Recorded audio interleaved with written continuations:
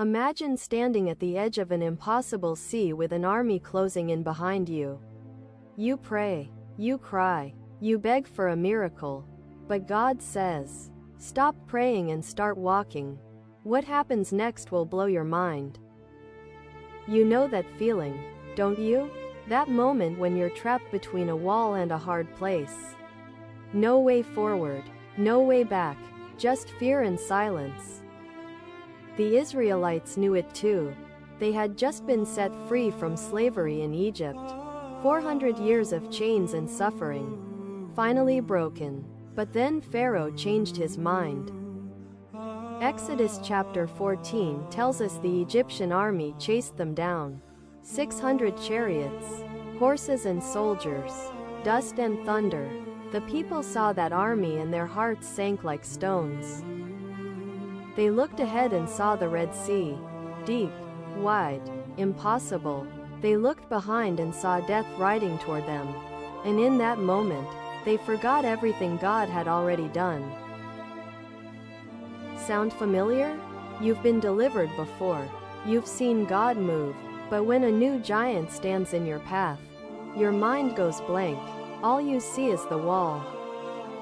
Moses spoke to the people, but his words weren't soft.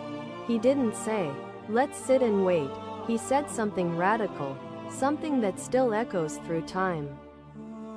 Exodus chapter 14 verses 13 to 14 says, do not be afraid. Stand firm and you will see the deliverance the Lord will bring you today. The Egyptians you see today you will never see again. The Lord will fight for you. You need only to be still. Be still. Not be frozen. Not be panicked. Be still in trust. Be still in faith. Because the battle belongs to God, not to you. But then God said something even more shocking. He told Moses, why are you crying out to me? Tell the Israelites to move on. Stop praying and start walking. There's a time to pray on your knees. And there's a time to pray with your feet. Sometimes faith isn't waiting for the sea to part. It's stepping into the water. Moses raised his staff over the sea, and the Lord sent a strong east wind. All night long, that wind didn't stop. It pushed and pulled until the water stood up like walls. Exodus chapter 14 verse 21. Then Moses stretched out his hand over the sea. And all that night the Lord drove the sea back with a strong east wind and turned it into dry land. Dry land, not mud, not slippery rocks. Dry land. God didn't just make a path.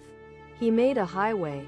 He prepared the ground for their feet before they ever took a step. Think about that.